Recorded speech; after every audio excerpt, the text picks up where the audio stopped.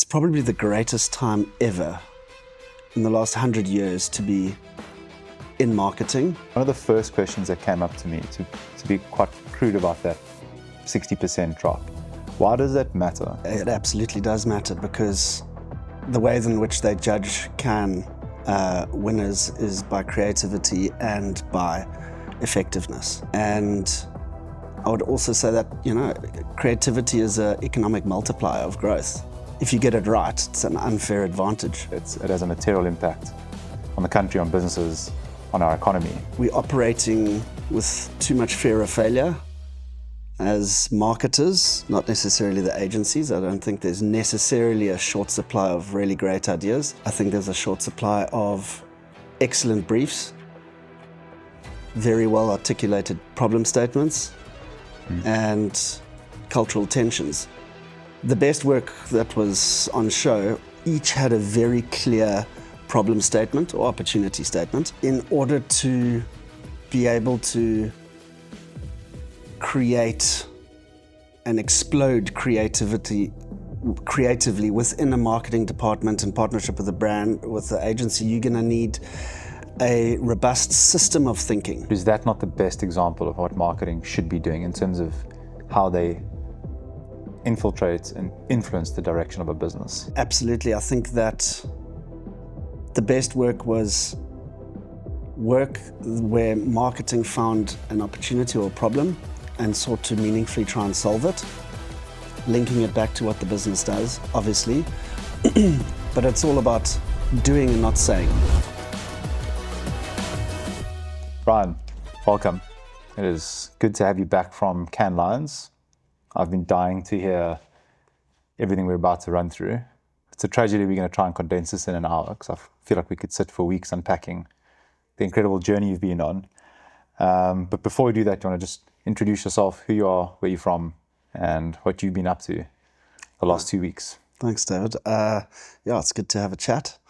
I work at Investec and look after private client marketing.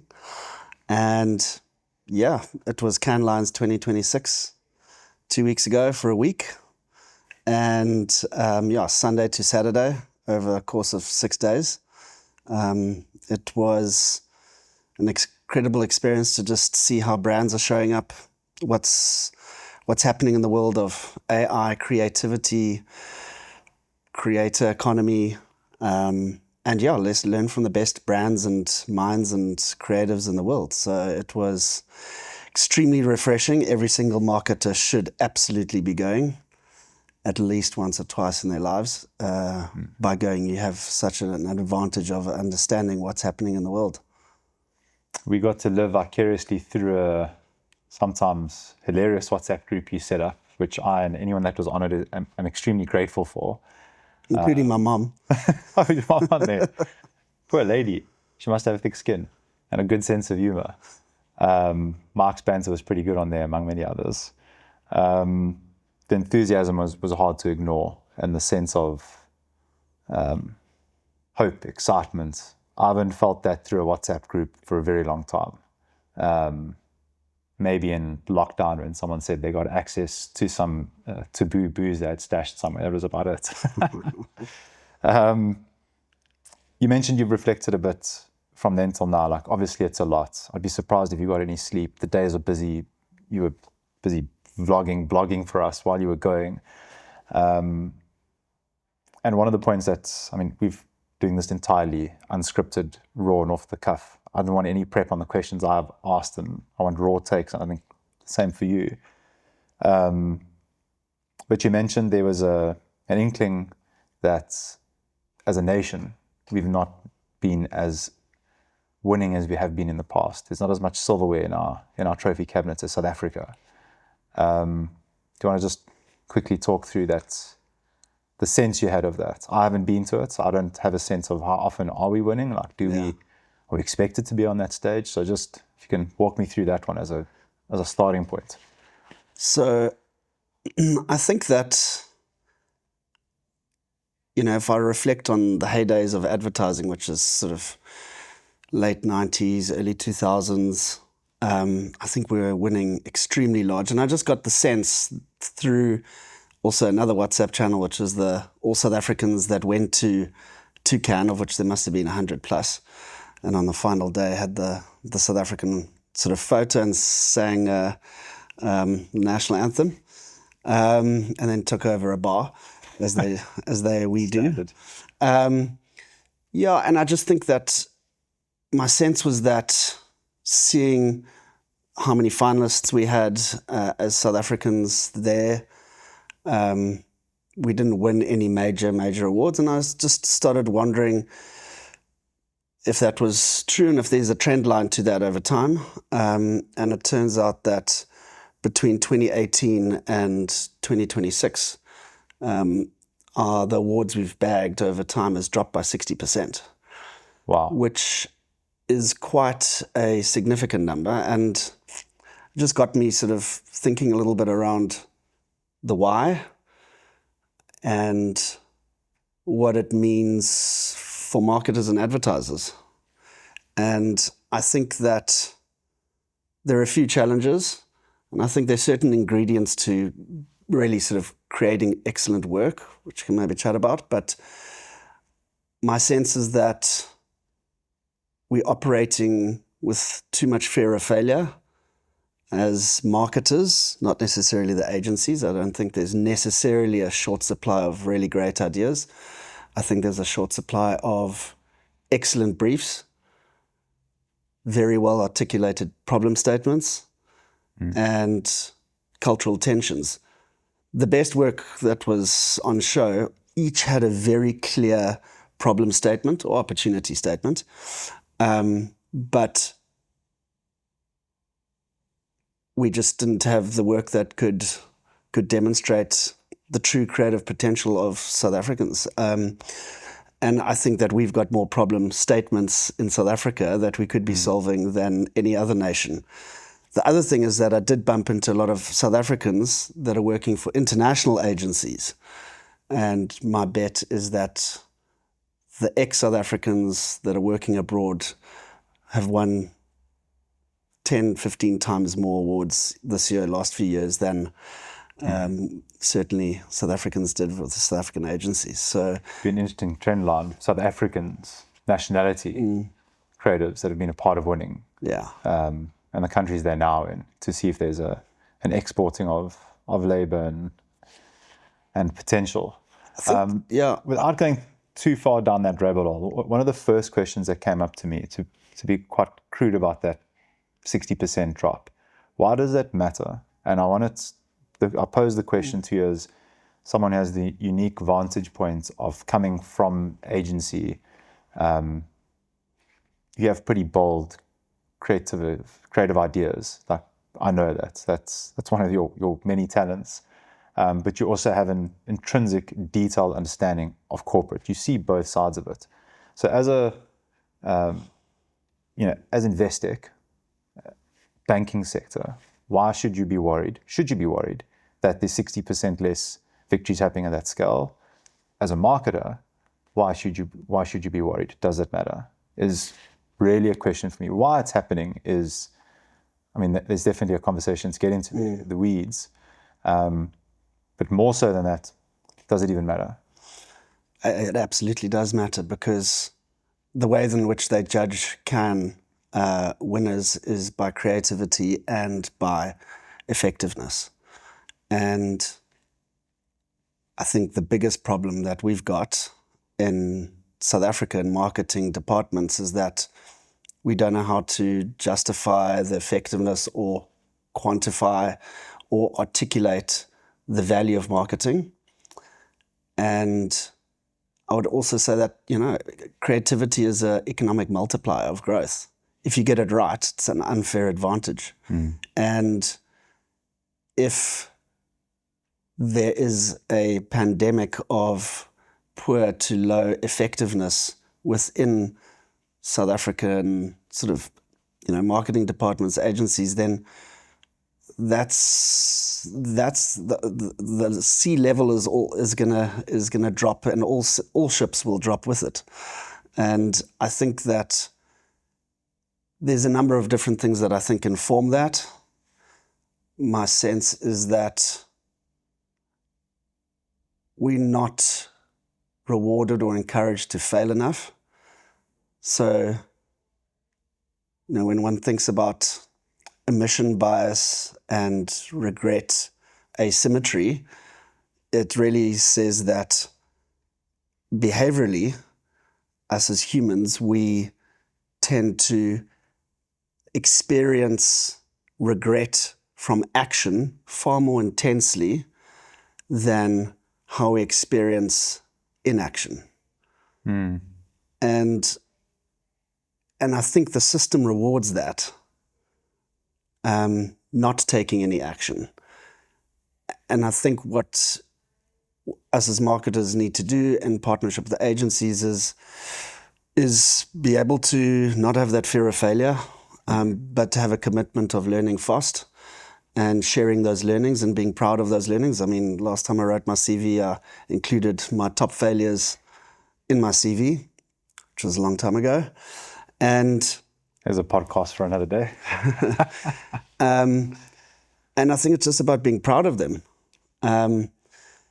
But there was a few clear things. The best creative outputs and awards that were won by agencies and brands that have had long-standing relationships. Okay. And I think there's quite a lot of, if we look at also the agency brand relationship over time and what's the aggregate lifespan of those relationships in the 90s, 20s and 2020s, I think we'd see quite a stark contrast as well, because with that comes deeper understanding, trust, the ability to sell the idea better, justify it, have an intense understanding of the client's problems. And so, yeah, I think that it does matter. It probably matters more today than ever before because of all the tech sort of enablement, breakthrough, attention span just decreasing. And so budgets also being finite and the CFOs wanting more out of less. Yeah, this all sounds very familiar. I like the alarm bell nature of that observation. I really do. Of all the stuff I've consumed from your trip over there, that caught my attention. There is cause for concern and it needs to be addressed. And you're not addressing it for some feel-good factor and to put a trophy. It has a material impact on the country, on businesses, on our economy. And that's probably not something people wake up every day and think about, the influence and the impact of marketing. So I really appreciated that. Going back to the experience itself, it's a lot to unpack. I have to ask the cliche, like what stood out? What were there could be big themes, there could be impactful moments, there could be like if I'm going to hear three things from you about cans that fundamentally will change my outlook as a marketer or as a business owner. Whoever watches this might not have a great CMO at his disposal that can relay this to him. So there's maybe some key insights and maybe some quotes and stuff that sort of really resonated for me. The one was that in order to be able to create and explode creatively within a marketing department in partnership with a brand, with the agency, you're going to need a robust system of thinking. And, being sort of inherently a creative strategist, I never thought I'd walk away spending the most time thinking about how do I operationalize a system-wide way of thinking about better briefs, better reviews, better ability to sell, better ability to measure, and welcome AI into that system in order to maximize it and leverage it. So that was the one thing. And the global, marketer of the year now 3 times in a row, Marcelo from AB InBev, that's what he spoke about. And There's very clear steps throughout their journey, and they see the value, and their CEO sees the value of creativity. They've got this one step in their journey called they've got what they call the Justice League. And the Justice League is, obviously they've got really big budgets. And they've got the Justice League that are really the top creative thinkers, strategists, CEOs that make up that cohort of 12 or 14 people. One of them is actually Matthew Bull, who started Lobel in South Africa, now is in New York, whom actually on the first morning when I sat down to watch Marcelo's presentation, he was sitting next to me, and I remember having actually sent my CV to him in 2004, and I picked up the South African accent, and I was like, South African, yes. Are you Matthew Bull? I knew you didn't have much hair. And anyway, so a few tattoos. And I said to him, dude, I sent you my CV. Now we're sitting next to each other at Cannes. Anyway, he's on the Justice League. They don't get paid extra for it. The CEO, any of the top marketers can call them and say, I'm grappling with this. How do I take it forward? And I think having independent cohort of extremely experienced people to lean on is great. So the system operationalization of marketing, foundational marketing, is extremely important. I would say that I left feeling that AI horses bolted.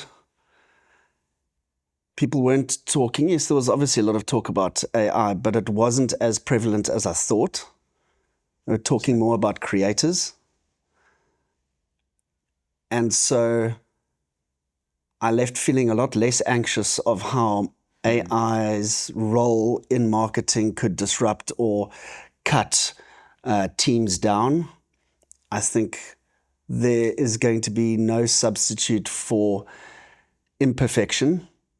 And people are going to look for imperfection more and more in creative work and outputs more than ever before. And AI will be able to help us to get from A to B a lot quicker than we're going via Z and K to get to B.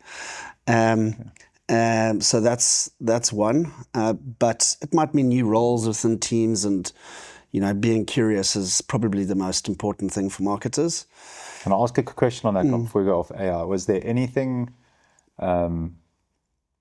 simple, useful that you personally are doing with AI, a hack, now that you weren't then? I'm now using AI to ask this thing. Any like? I would say it's not so much. Yeah, I think that in a marketing team, which is where I think the expectation of the role that AI can play in marketing teams or agencies is not very fully understood, because I think that it can help you do work faster, prototype, sell ideas because you can visualize it pretty cheaply.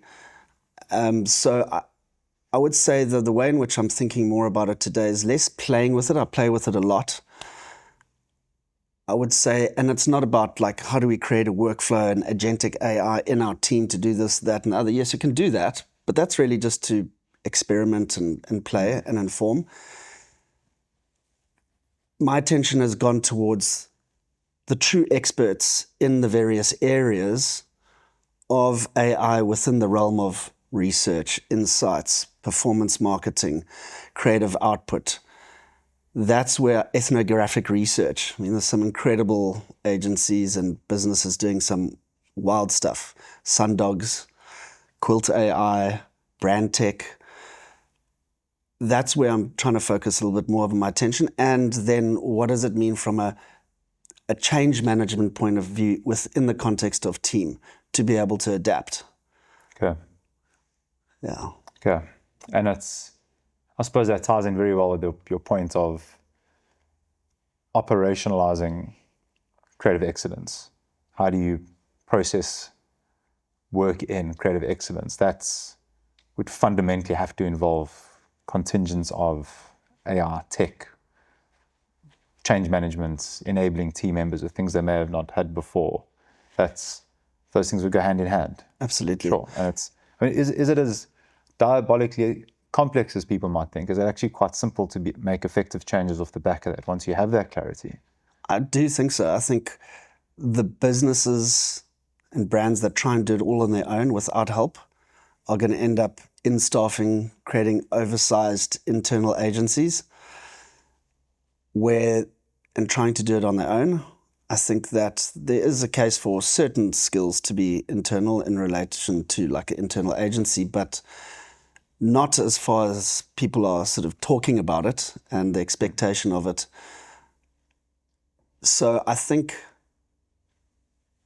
it's all about leaning on the true specialists that live and breathe this and bring them into very specific nodes of your marketing mix that can elevate you at each point. Because if you don't, I think you're just going to miss a massive trick. Because there's businesses that have spent 10 years focusing on one specific certain mastery. And if you can plug them in to workflows then and orchestrate the integration of them, I think for me, that's the game changer.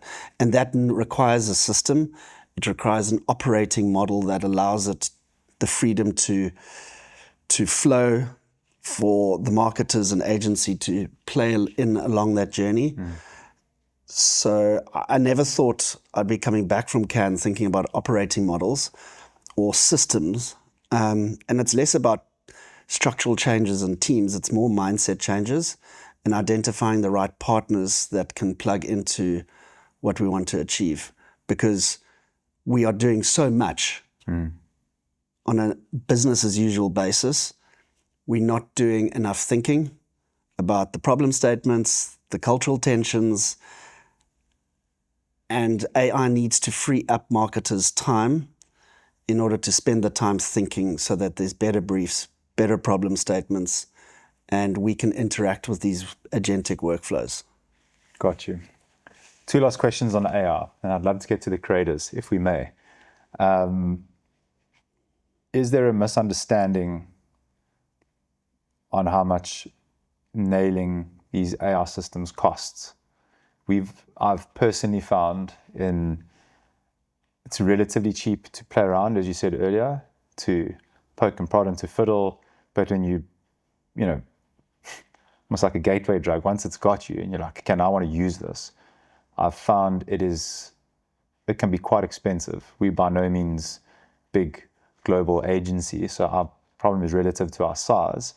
But I think to myself, big institutions, are they potentially underestimating the cost, the direct technology cost of AI?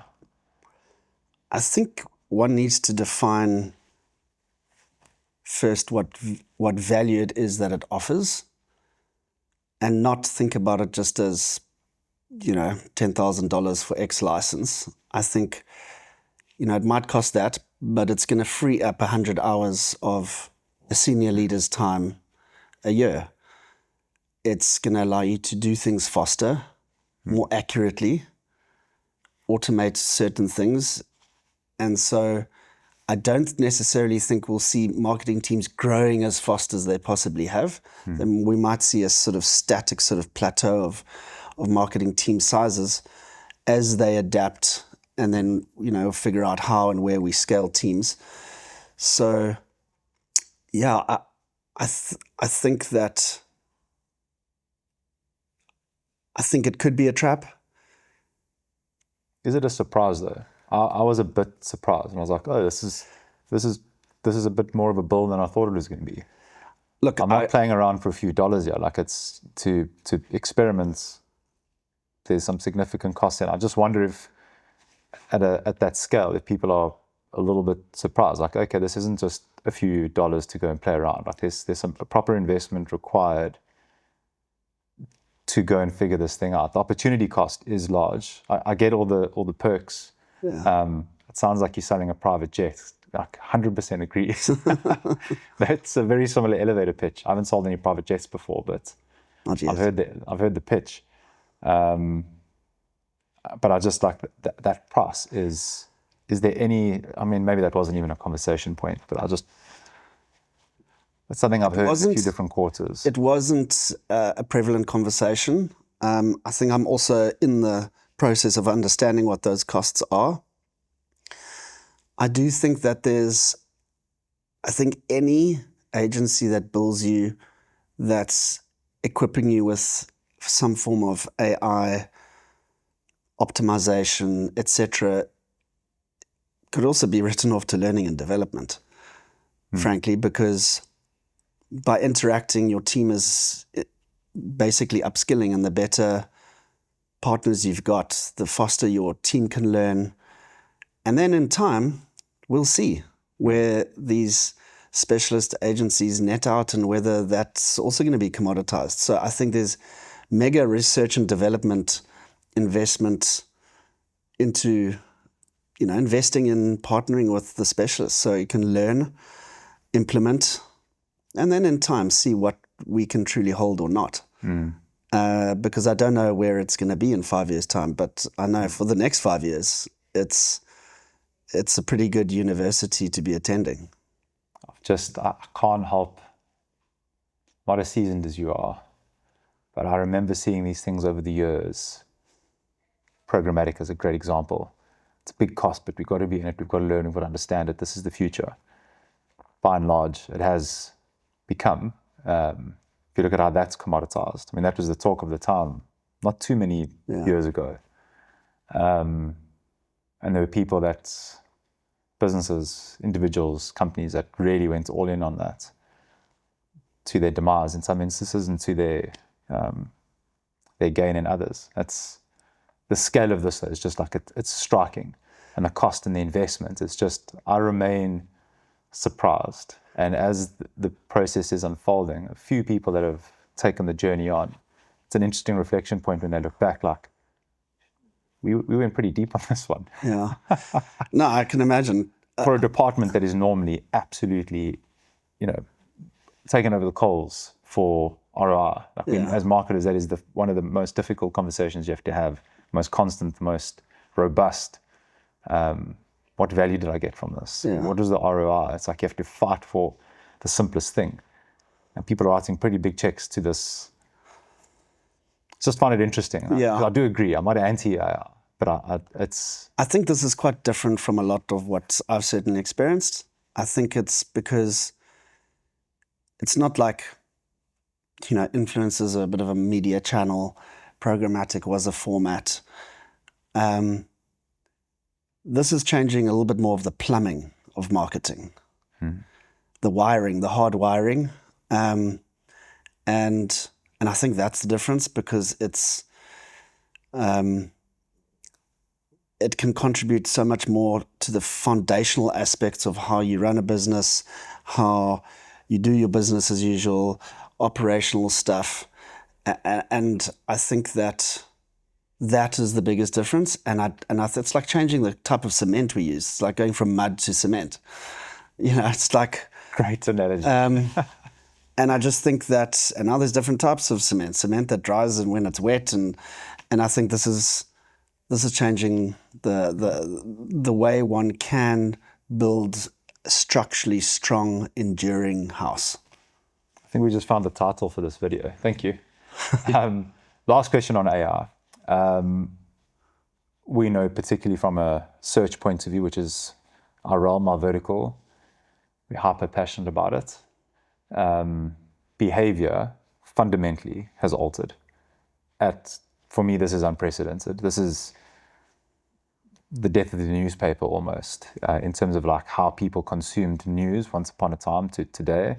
You can argue and make the case for newspapers today. I don't dispute their value, but AI has fundamentally changed behavior. Not necessarily just in the youth. Like there's a whole new way that people are doing things, no one excluded, pretty much. Was that a talking point there? Were there any insights there around how it's changed the consumer-facing side of things? So I'm not sure if I totally agree, but I think that the consumption has the way in which behaviorally how we consume information has changed. how we internalize it has changed. I don't think human behavior in itself has changed. It's just another toy to play with, and we're playing with different things. Because how humans make decisions still, it's unlikely to truly ever change unless they can sort of put something into our hippocampuses and amygdalas for us to be less emotional and more rational. So I think that we've got more information at our disposal, very accurate, bespoke information.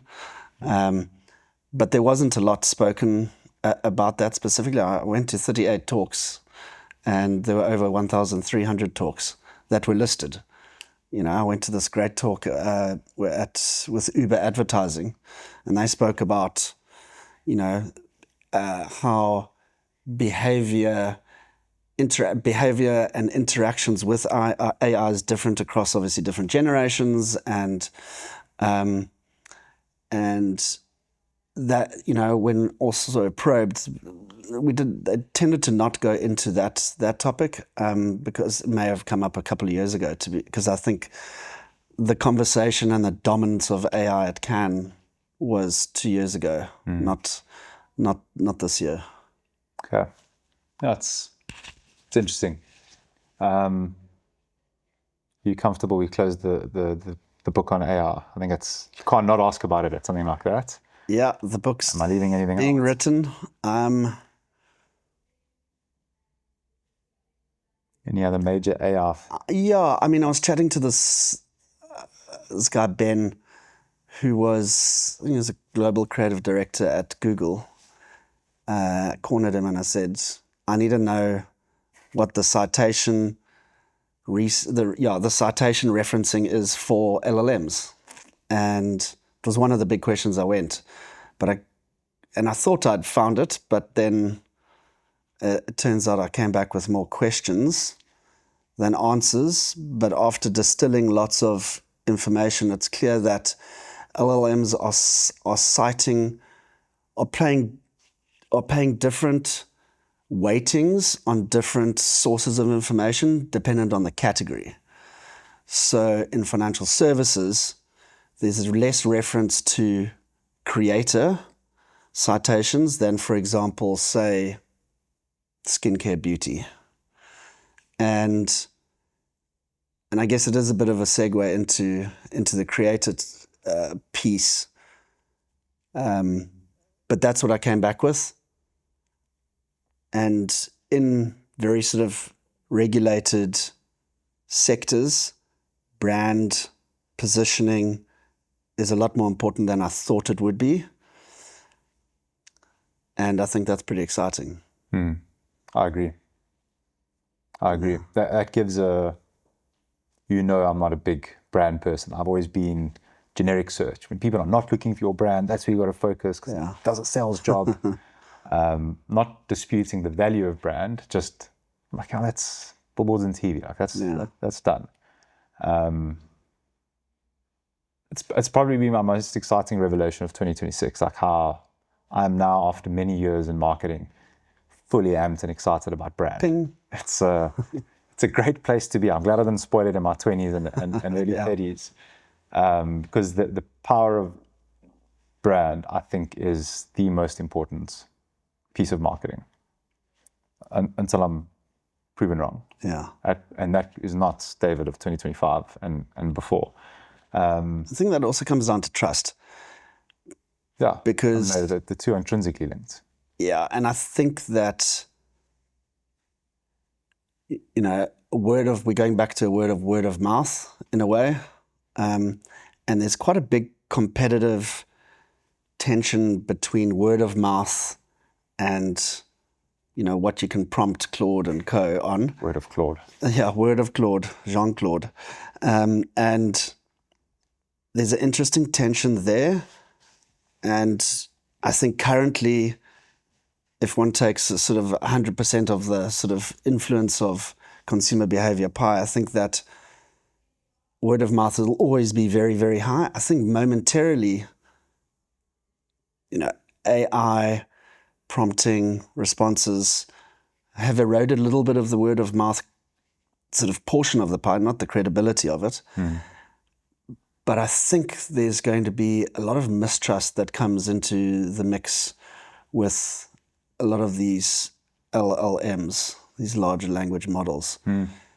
There is quite a lot of that I feel it's brewing. And I mean, I was at this talk at Club Opus in Cannes. That looked sick. And yeah, no, it was... There were premium levels of FOMO going on. Yeah. I mean, the Opus network community is something very special. And one of the best talks I saw was at Club Opus, and there must have been 15 people in the audience, deliberately so. It was a discussion between two female founders, and they were talking about the matriarchal biases of AI. No. And it's true. If you go into the bowels of the biases that are built into all this agentic stuff, it's quite scary. And I think there's going to be more of those ethical sort of societal, philosophical debates that come in. And it made a lot of sense that this is something that can truly exist. And we got to watch out. Surprised. No, not we surprised. Shouldn't be surprised. No, we shouldn't. Of course, like its origin is still a human, and humans are inherently biased. Like you can't. As practical as you want to be, like you just can't. That's interesting. And so then it goes to, so what for politics for this? And obviously, you know, you ask some of these LLM certain things, they don't answer, etc. But there's a lot of subliminal stuff baked into views, opinions, liberal, not liberal. Yeah. It's a fascinating topic. Creators. Why was there such a big spotlight for them there? And maybe define creators for anyone who thinks it's quite a broad and ambiguous term. So I'm quite skeptical on this. You know, I think creators have got a lot of value to add in the sort of conversations within society. I think it's essentially a more formal, evolved repositioning of influencers. I was going to say, it's a very nice formal terminology for what we... Yeah, I feel like Meta, Alphabet, they all got together and decided, let's formalize this a little bit more to justify future, channel spend and maybe protect themselves. So I mean, some of what I took away was that they have a more formal role to play, actually, in how brands position themselves and go to market. And it's not so much seeing them as a channel, it's seeing them as partners and part of your framework, operationalization of your marketing framework. The best example of this is L'Oreal, where they've created a platform called L'Oreal Stars. And obviously in the beauty, skincare, like it's a raging phenomenon where creators are delivering lots of content, having a lot of influence. That's a sector where there's a lot of influence from LLM point of view and creators. And so what they've done is create L'Oreal Stars, which is a platform where you can go on a particular course and you become a certified L'Oreal star. And part of that, in the training, they would do, I guess, tone of voice, what to do, what not to do. What happens if, you go a bit rogue on social media? What does that mean for your star rating at L'Oreal Stars, etc.? And now there's quite a lot of badge value within the creator community around, are you a L'Oreal star? Because then you can go and you can post on any L'Oreal product without having to have brand approval, organically,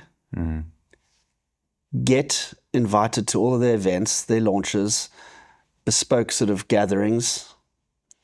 And the real clincher for me is that L'Oreal doesn't stop them from going to competitors and doing content for them. So they've owned the category. So this sense of like spirit of generosity in doing things that can benefit the category, big theme for me. Wow, that is brilliant. I didn't see that coming.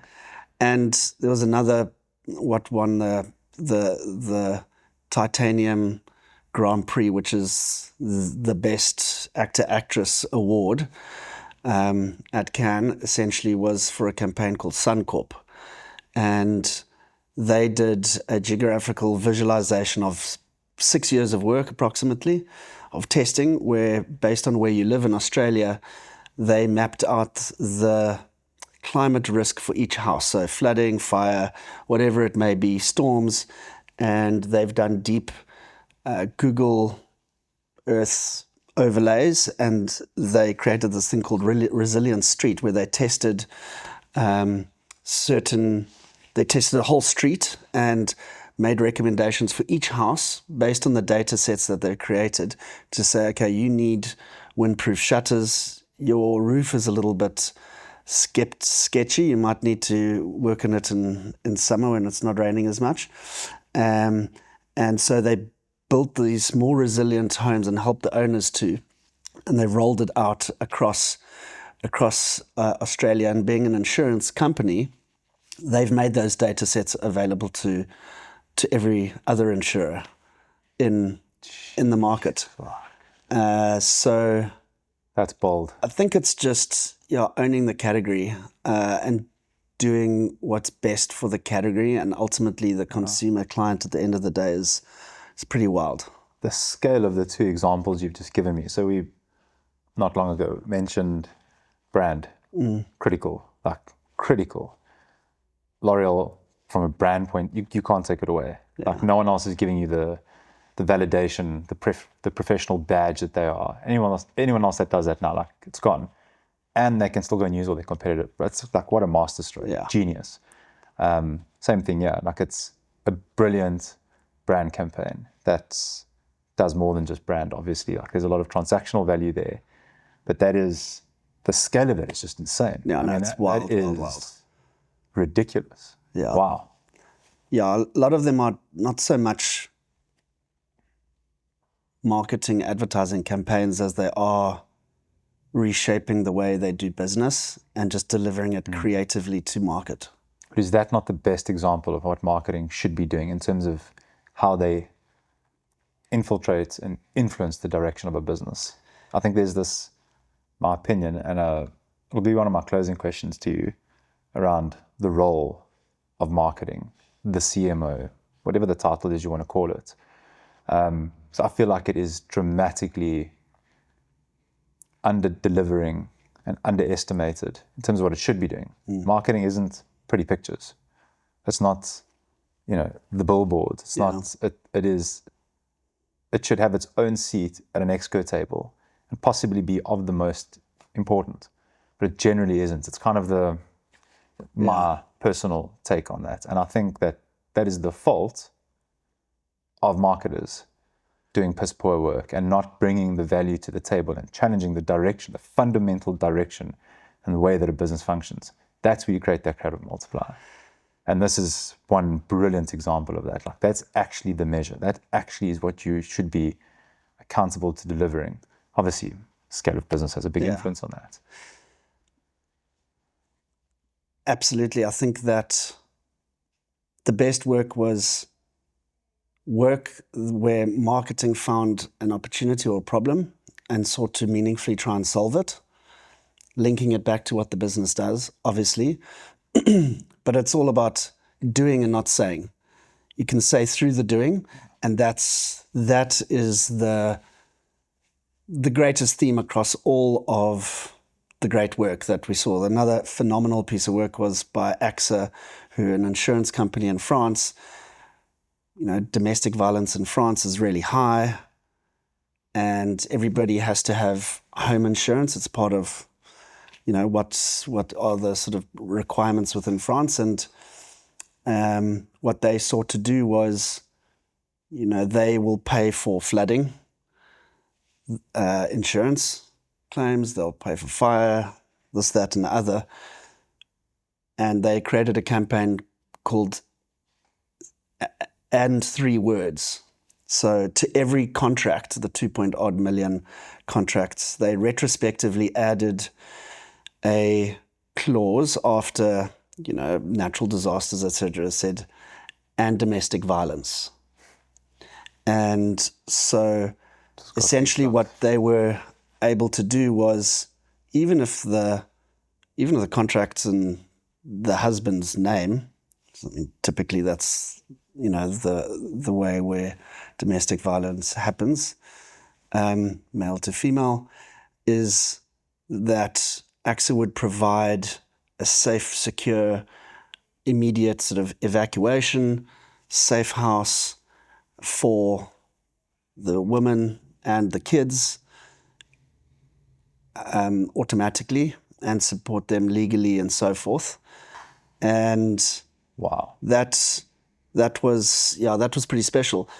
But also the creative strategist that worked on that with the CMO was spending time with us in the program, and she said, like, are there any financial services brands and, people representing other brands and financial services in the room? I was like, oh, yeah, Investec, and had a chat with her afterwards. And she said, like, if you want us to show you the actuary modeling on the risk and the costs and how we operationalize this, we're more than happy to sit down and give you the playbook. Wow. So it was an open invitation. So, I was initially... Because they want to fix the problem. Precisely, yeah. So, and now some of the other competitors in France have also added it in. What was the genesis of that idea? Was there a person who was a victim of it and that led them to bringing it up? Out of interest, do you know the true origin of that? Because this is, like, where is it? It was defined in their, as far as I understood, is that it was defined in their purpose of, providing meaningful insurance beyond just the structural stuff. Okay. Of a house, and trying to find a greater role in people's lives. And Sure. they looked at some of the biggest sort of problems in France. There's more deaths because of domestic violence than there are car crashes from suicide. And so Hectic. And so they're like, okay, well, how do we deal with this? How do we do something about it? And it was at that point where they said, okay, what could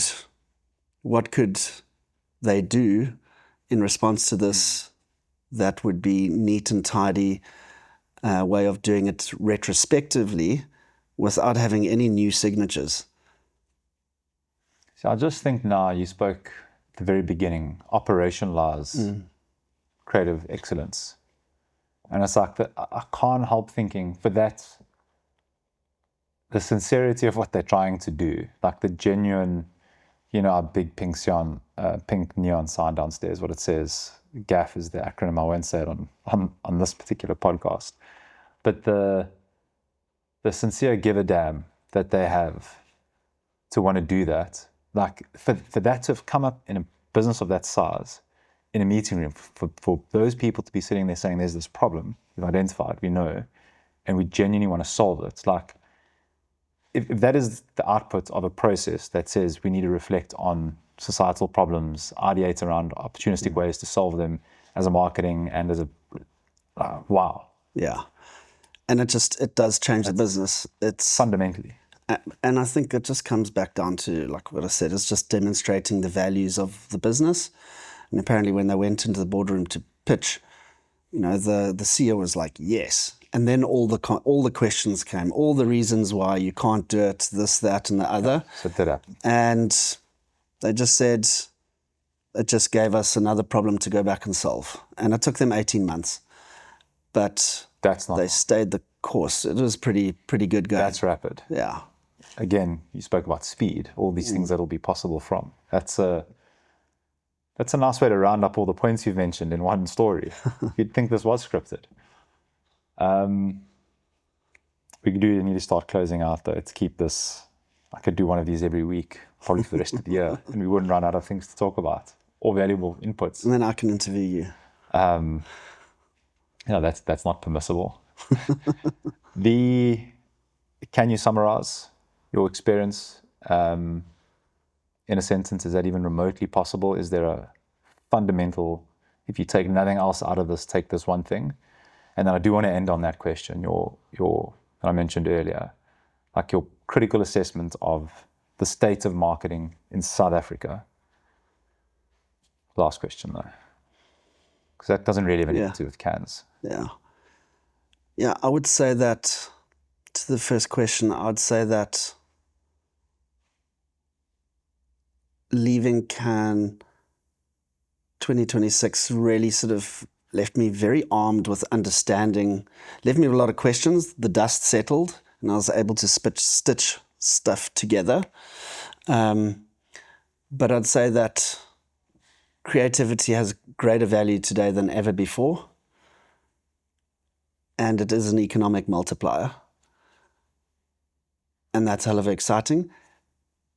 That was a really big thing. The biggest thing for me was that it's probably the greatest time ever in the last 100 years to be in marketing and or advertising. Probably a little bit more scary on the agency side, but I mean, I've got a son. I thought to myself, if he was 18 now, I'd be like, do not go into marketing. But if he was 18 now, I would be sending him to Red and Yellow. I'd be like, skip Stellenbosch or, a degree, go straight into it. Because I do sincerely believe that there's going to be more change, positively, if you're early, quick, to try and understand, be curious of the value that the new plumbing, the new cement can offer, how you move around that, how you put systems in place. I mean, I don't necessarily find it extremely stimulating to think about operating models, etc. But, chatting to our CEO the other day, I said, need to change the operating model, the system, like I said, it's not about structural, roles and teams and this and that. It's just about creating that framework. And I think that's a massive opportunity. I've never been more excited about marketing than, when I was in ad days, having long lunch breaks. And then to the last question. Which is a good lead into that. So if it is the most important time, if it's the best time to be a marketer, which, thank you for your enthusiasm. It radiates off of you.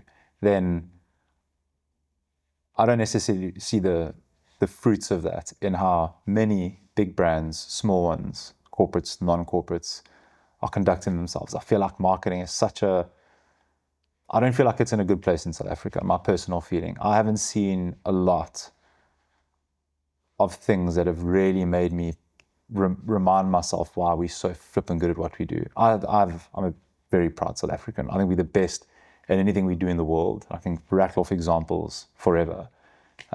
Many of the greatest people in the world right now are South Africans in different disciplines. Yeah. Least of which our rugby team, of course, go Bokke. But I feel like marketing needs a kick up the arse. It's not living up to the reputation it used to have. It's my own personal sense when I look at all sorts of different things. So one, I might be wrong, but I am or I'm not. What is your viewpoint on what needs to improve? What's the problem? Is there a problem? Yeah, I think there's a few problems. And it's hard to talk on industry wide, but I'll just, from my perspective, I'll try to say, some things that I can't get fired to, but I also don't give a fuck. Is that the understanding of the value of marketing is like the marketing quotient of an appreciation of marketing with CFOs, CEOs, is we're not doing enough educating of the business, of the value it can add. I do think that the reward system and incentive system, remuneration, rewards inaction over brave action. And I think that's mostly us as marketers' fault because of what I said about the asymmetry and, the emission bias, is that imagine a world where you are also incentivized to just fail, but fail well. Learn, share, be accountable, put your neck on the line. Now, you're not saying to be reckless and to No, you have to be, you have a strategic anchor in everything you do. It has to make sense for the right reasons, answer a particular objective, and then go crazy and stretch what is in the realm of possibility. But I think that I also feel like we've lost the sense of community of marketers in South Africa. Yes, we've got the Luries and we don't have design and DARPA anymore. I feel like we've lost a sense of community where we can share similar challenges, opportunities. And for me, that's a little bit sad because community social is such a great aspect. And being on a particular program at CMO and sitting next to, Helene, who's the CMO of Jimmy Choo, and saying to her, maybe we should just, have a call every month or two and talk about problems. Like, what are you experiencing? And I think we're missing a little bit of that as a community to deliver excellence. Obviously, you've got, FEs and Luries, like I said, but I think we're missing a little bit of that. Obviously, Nedbank does a really good job of, I'm seeing bringing their event together. But I do feel we miss that connectivity. And we're just running too fast and we're focusing too much on business as usual. And we're not being deliberate enough to carve out time and budget and resource to do things that can shift the needle for the country you live in, the sector you work in, not just the brand that you walk through the doors every day.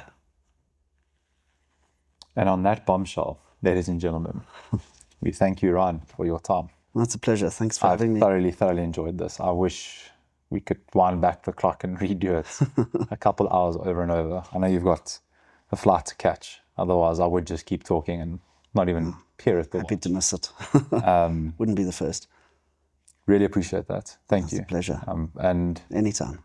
I'm grateful you managed to twist whatever arms you did to get over there, have the time off, the time to reflect, and to go and do that. It is a hell of an opportunity. So yeah, it's a privilege. Whoever afforded that and signed that one off, chapeau, well done. Thank you. We've all benefited from that. To many more.